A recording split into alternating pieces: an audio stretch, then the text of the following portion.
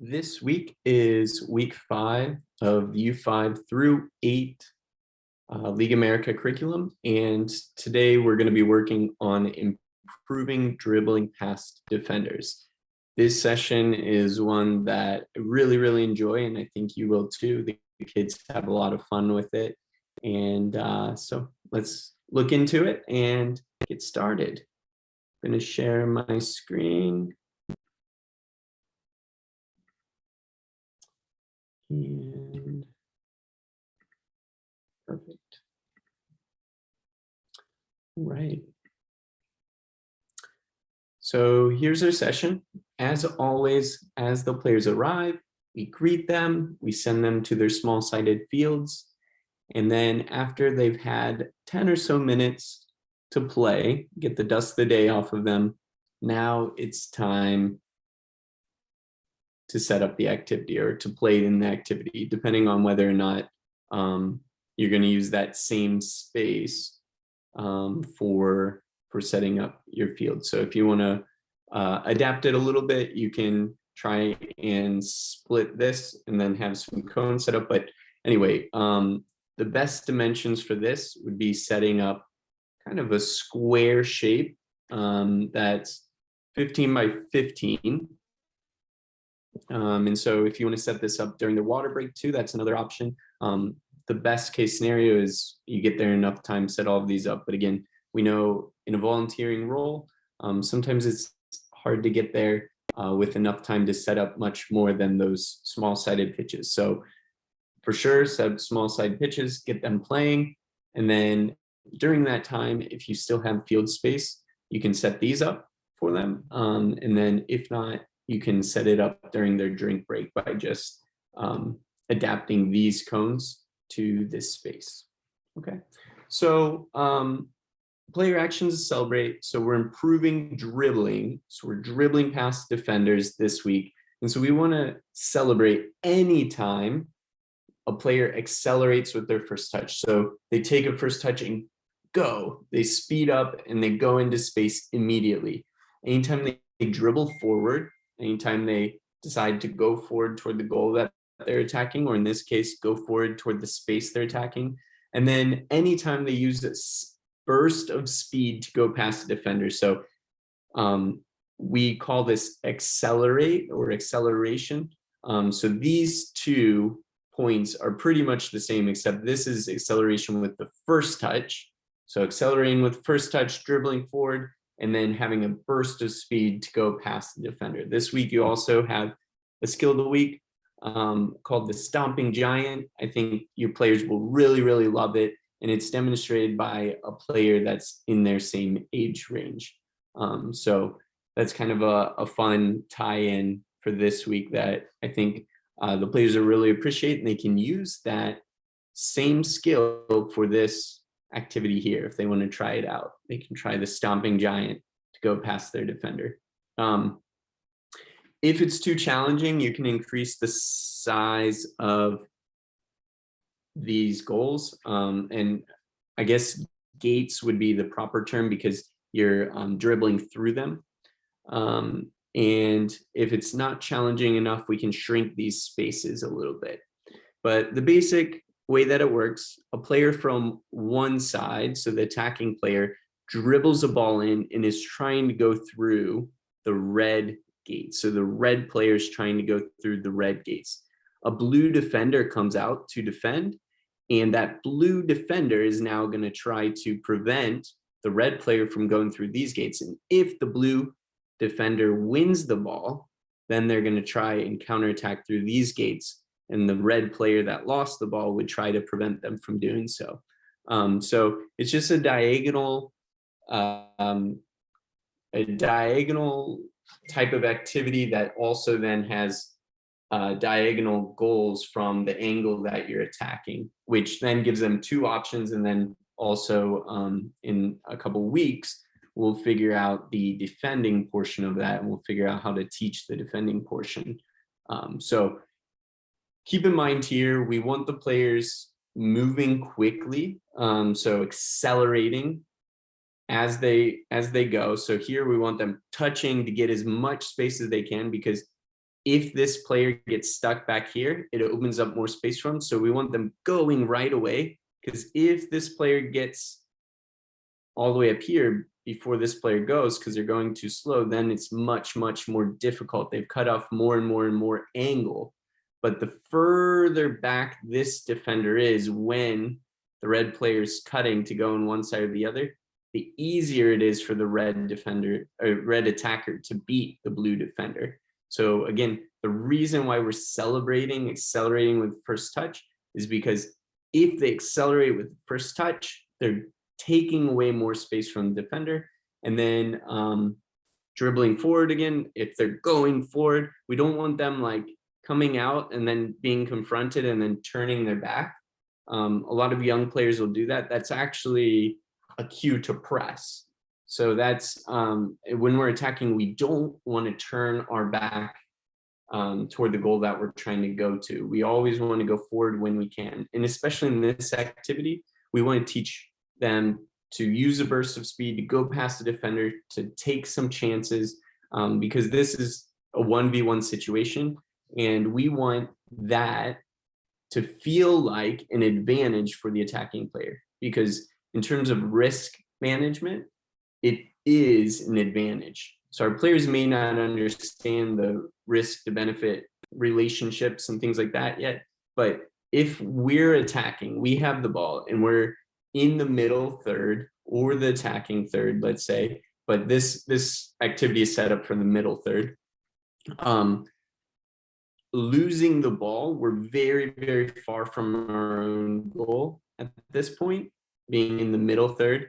And so there's very, like, we might as well try it. We might as well take them on. And we want to build courage too in the practice, because if we build courage here, they'll have it to use in the game. They're not just going to spontaneously find courage in the game if we're not training with it, if we're not giving them the chance to try and to kind of take their own feedback with it. Like if somebody loses the ball or mistouches it, or they know that already, it's its own feedback system if they're not having successes. So so please refrain from giving feedback that's like, oh, you lost the ball, or oh, that wasn't a good touch, or oh, because yes, they know like it is its own feedback. When you have a bad touch, when you lose the ball, it's its own feedback.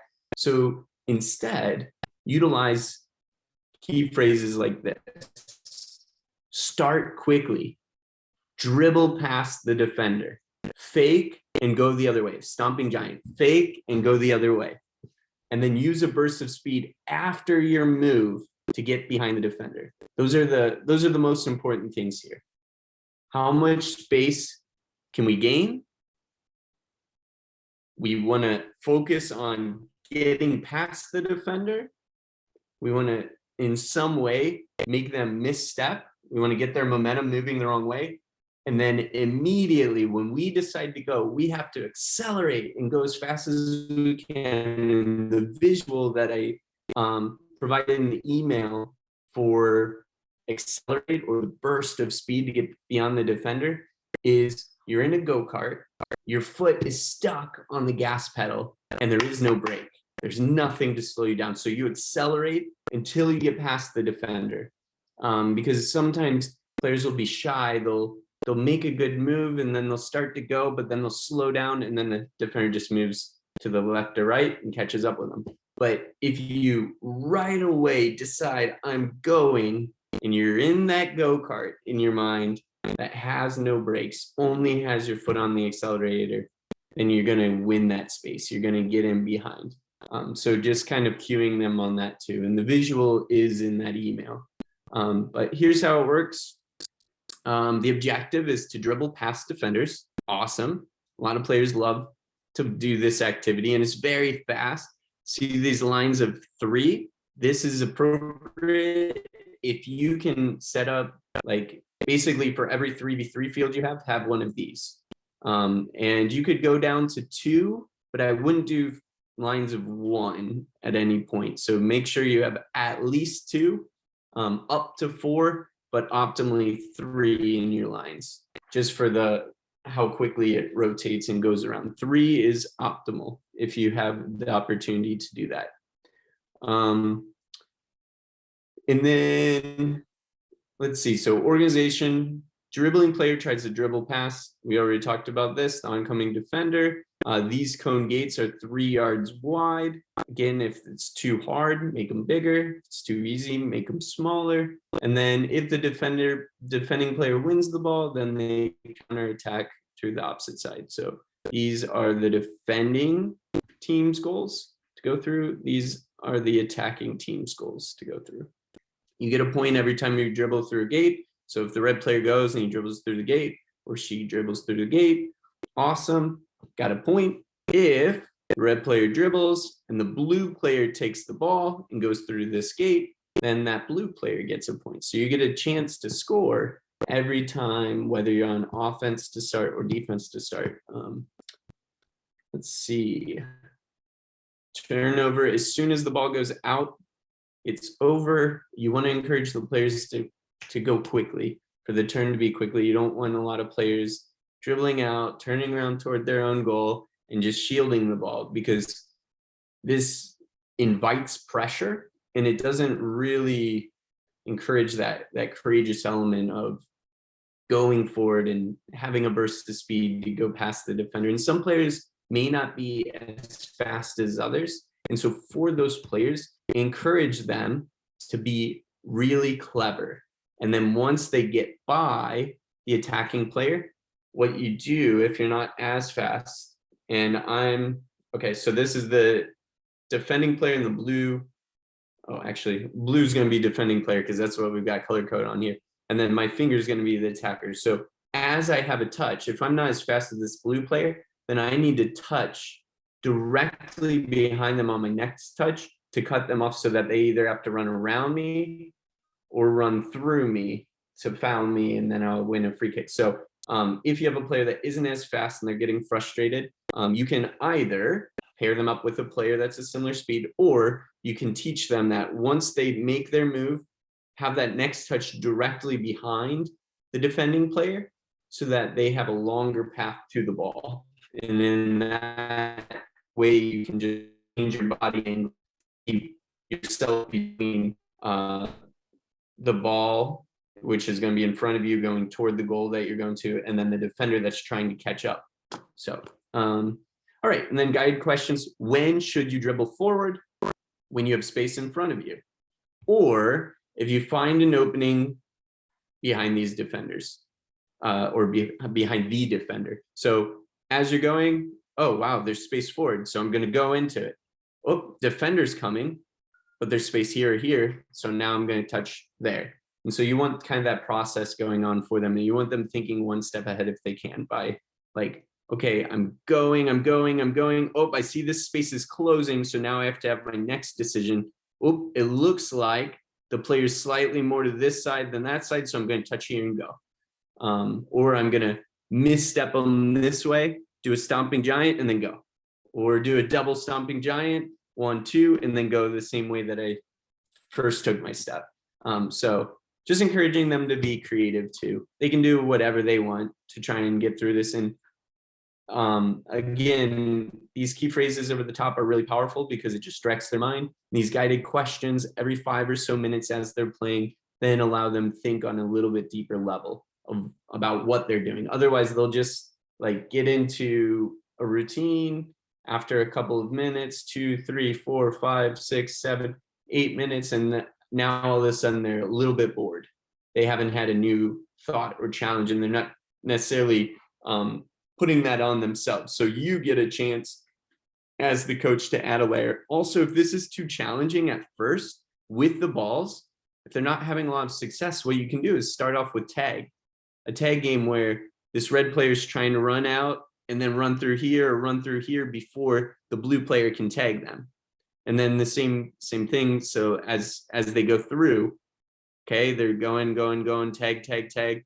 And then we add the balls. But you can ask you can ask similar questions as they're going when they're playing the tag if you like. So it's like, oh, okay, what works for you, or how are you going past the defender? When you see a player like gets by, it's like, oh, okay, how did you do that? And then everybody else can kind of have a cue of, oh, like that's what they're doing, that's what they're trying, so maybe I can try that. So you're just giving them more tools to try it out. How do you dribble past the defender in a 1v1? Dribble at the defender, execute a fake like the stomping giant, and then accelerate past him or her. What are you looking for when you decide to dribble? You're looking for open space that gets you behind the defender. So not just open space over here, not just open space right here by our own goal, but open space that gets us around and behind the defender, not just around them, but around and behind the defender. Because you'll find if you take a touch that goes sideways, like this, just sideways, the defender's still between you and the goal. But if you find that you can take a touch that gets around and behind him, now that defender is no longer an impediment for you going directly to goal. And so they have to catch up. So a space that gets you around and behind the defender. And then, is it more challenging to defend a dribbling player moving quickly or a player moving slowly? So is it more challenging to defend a player that's moving quickly or a player that's moving slowly? And so they'll know right away, oh, it is more challenging when a player's moving fast. So when I'm attacking, how do I want to move? And so which dribbling player will you be on your next turn? Sorry for the typo. Which dribbling player will you be on your next turn? The one that's moving quickly or the one that's moving slowly? And so they'll know, oh, player that's moving quickly, and I will be the player that's moving quickly, that's dribbling quickly. I'm going to make a note here for that typo to fix. And question 4. Okay. Great. And then at the end, you're going to play big. So I am working on a game guide. And so that's something that is taking some time, just because all the other content's going on now too. So just wanted to give you an update on that in case you're looking forward to kind of a set of ideas for what to do on a game day.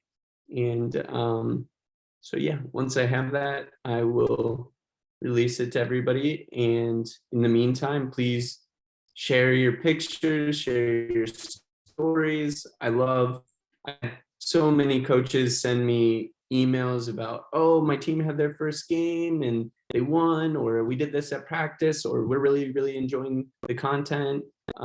So thank you for sending those. And if you're hearing this, if you're looking at this week 5 recording, yeah, please feel free to reach out and be a co-celebrant of the game with me. I love to hear those things. I love to celebrate with all of you. I love to hear what's going well and what you're looking for too as a coach. So thanks for all you do, and we'll see you next time.